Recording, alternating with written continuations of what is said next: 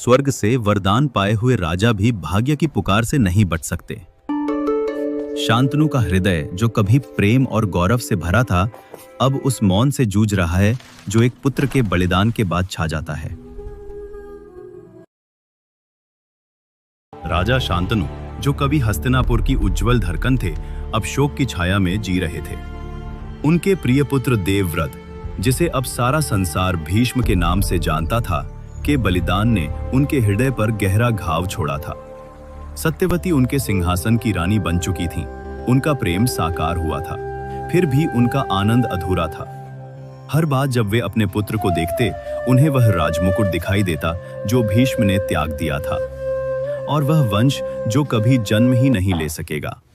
समय बीतता गया और वह राजा जो कभी अपराजेय था, अब धीरे धीरे क्षीण होने लगा। वह अब भी राज्य चला रहे थे, पर उनका मन अब उस राज सिंहासन में नहीं था। एक शांत रात्रि, चंद्रमा की हल्की रोशनी में, गंगा के तट पर शांतनु ने अपनी अंतिम सांस ली। उनके अंतिम विचार गंगा के थे, उस प्रेम के थे जो खो चुका था, उस पुत्र के थे जिसने सब कुछ त्याग दिया था, उस राज्य के थे जिसे वह अब मार्ग नहीं दिखा सकते थे। और इसी के साथ एक महान राजा का युग समाप्त हो गया।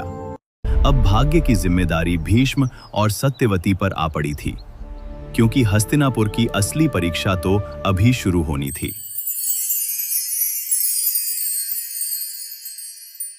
एक साम्राज्य शोक में डूबा है और कर्तव्य उस शून्य को भरने के लिए उठ खड़ा होता है।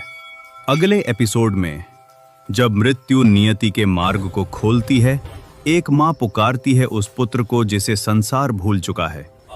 वेद व्यास की वापसी होती है,